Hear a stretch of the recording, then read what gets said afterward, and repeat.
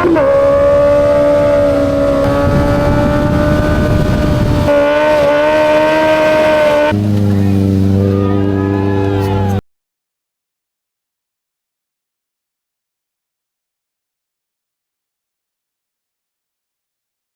fall. Yo, what is going on, dang fam? It is your boy Mike Diesel. Today we are on the 2025 Ninja Zx6r, and this bike is a little bit more special than the regular stock one because I have a flashed ECU, an M4 slip-on exhaust, an aftermarket air filter, and basically that's about it. If you guys are curious what a flashed ECU and a slip-on exhaust does for your 2024 through 26 Zx6r, this bike is a prime example. I believe it has a pop and bang tune, so we'll get into that. We'll do a little test ride on it, and I'll give you guys my feedback on this bike, since it's a controversial bike right now because it hasn't just had one but now 2 recalls for the engine. Basically, if you own one of these bikes right now and you're riding it without the second recall done, it is a ride at your own risk thing. They basically say stop sales, stop riding it, but me as a Kawi lover and a guy that has this bike, I just can't not ride it. But the good thing is it is under warranty, so we're just currently waiting on Kawi to figure out what they're going to do. But before we get into the video, I want to show you guys the camera that we're going to be filming with today. Obviously we got our face camera, but the one on the backpack is the GTA style view. This is going to be the Zx6r 360 camera. So the first couple of minutes of this video, I'm going to walk you guys around this camera. The one thing about this camera that I love off rip is the compatibility with all the previous camera accessories that you might have had. So this one is using a selfie stick from my last camera, and then I just threw the selfie stick into my camera backpack with a couple zip ties to secure it, and you can extend it out if you want, but I got it right to about here, which should be good. So that is a big plus with this camera. If you already have action cameras and you want to invest in a camera but you don't want to invest in the accessories, this thing does it all as far as having 2 different mount styles. Magnetic clip mounts right here, traditional camera mount for like tripods and whatnot. Another huge perk with this camera as far as a on-the-go motovlogger like myself is that it has built-in memory on it, so you do not need a memory card. 105 gigs of built-in memory, which films for a couple hours the way I've been shooting. So between the memory card not needed, other accessories from other brand cameras working, there shouldn't be any issue you need to invest much more money besides the device itself being the camera.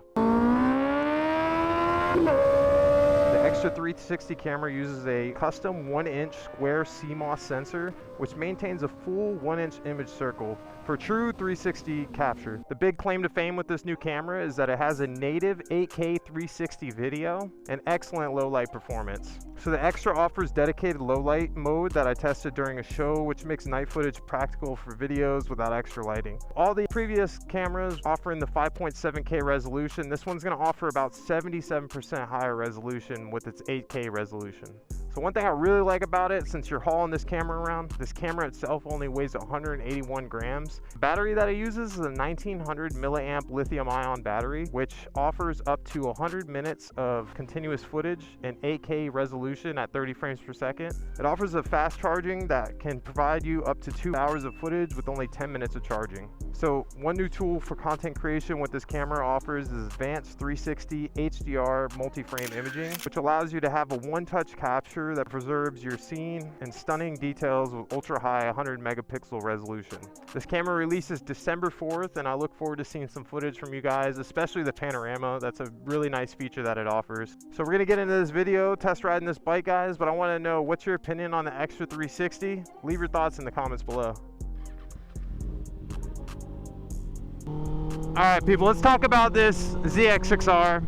This is a 2025 Ninja Zx6r. Like I said, it has the aftermarket air filter, the pop and bang flashed ECU, which is a mystery. I'm not sure who flashed it, but it sounds great. I just don't know if it's good for the motor as far as how nasty it sounds, if that makes any sense. And then the exhaust is one of those cheap M4 slip-ons that sound good. If you're in the market for a 600, you know, maybe it's your first bike, maybe it's your second bike from like a 300 or 500. I think both of those options, this is the perfect bike. And when I say first bike being this Ninja 600, take it with a grain of salt, considering if you're the type of person that's very sporadic when you get a lot of power or something like that, it might not be the first bike for yourself. As far as someone that might have had some dirt bike experience in the past or is just really gentle with learning and takes their time, this bike offers full power as well as L, which is I guess low power mode. So when you switch it to low power mode, it's going to give you less power and be a little less jerky on the throttle and stuff like that for learners.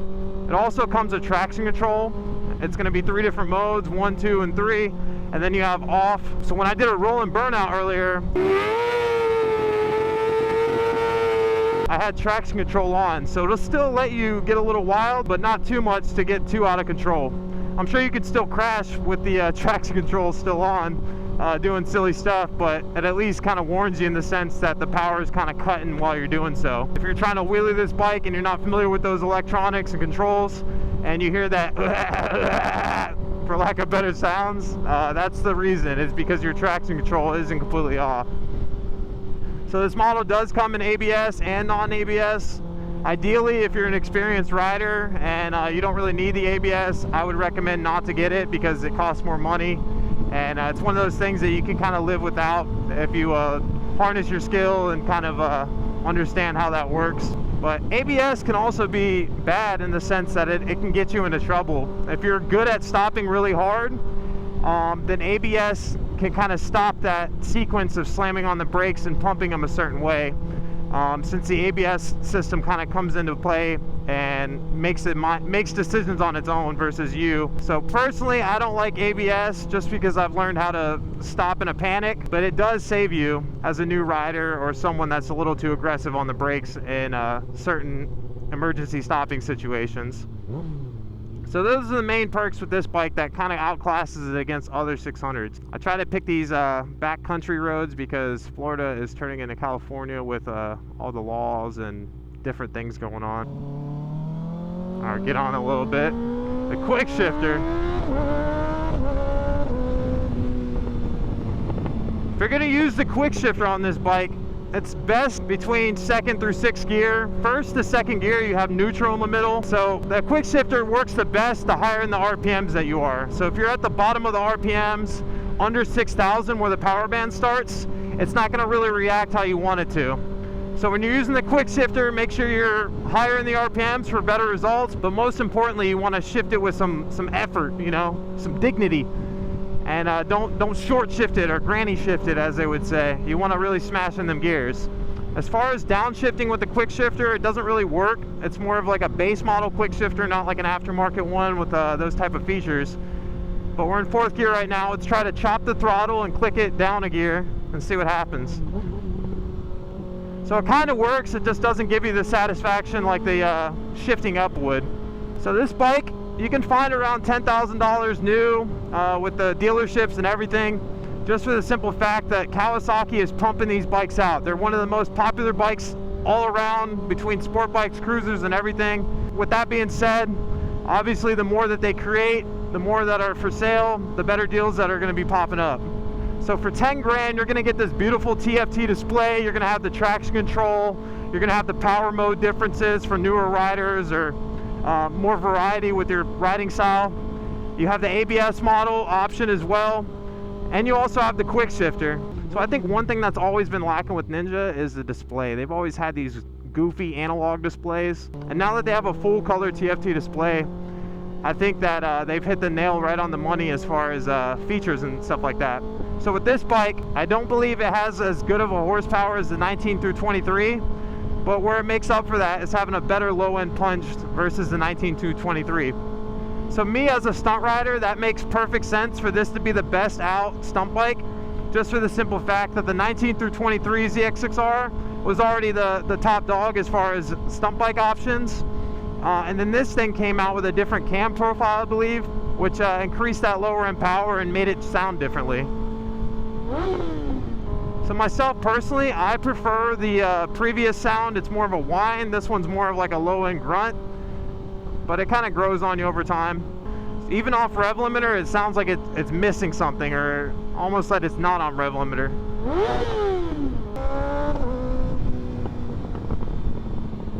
I mean, the backfire alone is just disgusting.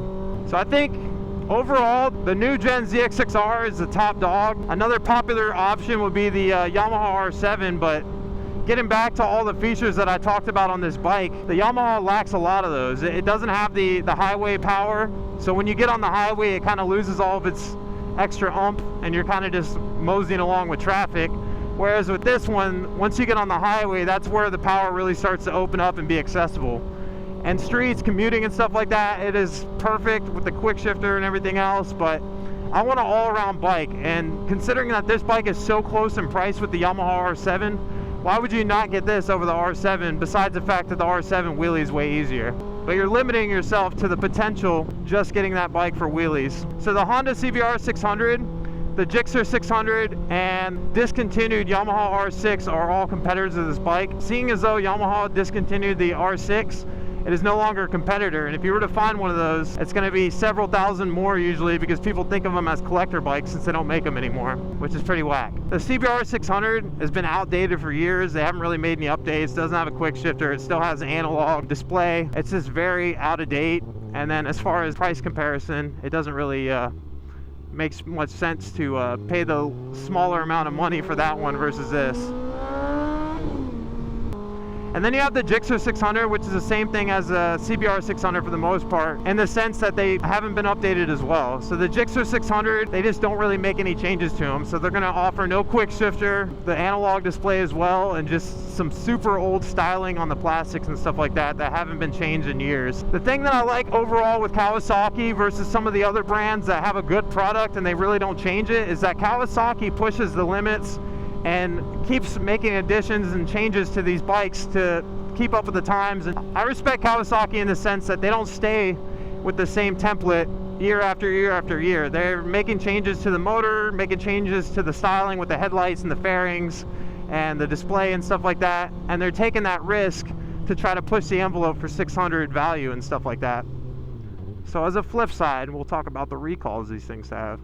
So this is where I start to sound stupid trying to explain the recall. So basically with the recall on this bike, in the engine there's a main bearing that doesn't have the correct tolerance, I believe. So what they've done is devised a fix for this, and the fix went out, bikes were recalled, and the recall was resolved. And then a couple months later, the same exact recall popped up with the same exact issue. So now, I think Kawasaki is currently, as I film this, devising a solution for that. And I am currently riding a bike that they are recommending not to ride at this moment.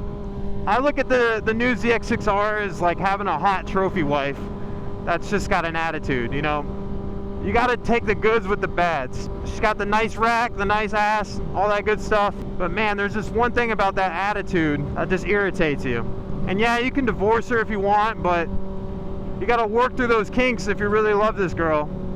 And the sounds and the looks and everything, I mean, you can't live without her at the end of the day. So if you're not a Kawasaki diehard or a believer in the Kawi brand, you probably just won't understand the concept, but if you've owned several of these models throughout the years, you know that Kawasaki will make it right, and it's just rolling with the punches as far as having a good machine like this at such a good value. There's almost got to be a hiccup with the recalls because it's just almost too good to be true. The Kawasaki at the end of the day is just outclassing all the other 600 brands. They needed something for all the other haters to talk about, and that would be the recall. I guess one other thing I can put into this video is the question of, if you had unlimited money, money's not an issue, maybe skill's not an issue, you have all the skill in the world, and you're trying to decide, do I want a 600 for around the town commuting and riding, or do I want a 1000? And I used to be like, hey, 1000 is probably the best bet, you know, you got more power and speed and stuff like that to handle situations, but I honestly think the Zx6r is the best bike to cruise on if you don't have a bad back and just breaking your back over time. And the reason I say that is because this is the type of power that you can actually access throughout cities and majority of the roads out in America. Versus a 1000, you really got to be in a certain instance to be on like a highway or something like that to really crack open its true potential. And even as an experienced rider, I don't think I've ever really pushed the limits of a 1000. And I feel like as a rider that try to push your skill, it's not fun to ride a bike halfway when there's other models out there that you can really push on and feel satisfied with, if that makes sense. A 600 is great because it's going to keep you out of more trouble. I don't know, $500 worth of parts added onto this bike and you can get this sound and performance out of it. It's just a sick thing.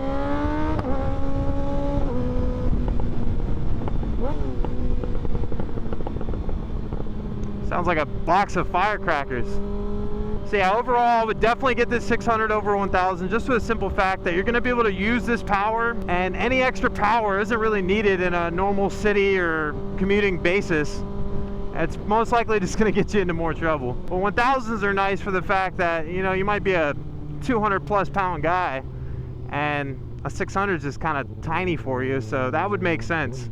But yeah, if you guys have any questions about this bike or the new camera, feel free to drop a comment and I'll try to answer them as best as I can. So that's a quick little test ride on the Zx6r, and then my thoughts as far as bang for buck if you're buying one of these, as well as the recall thoughts.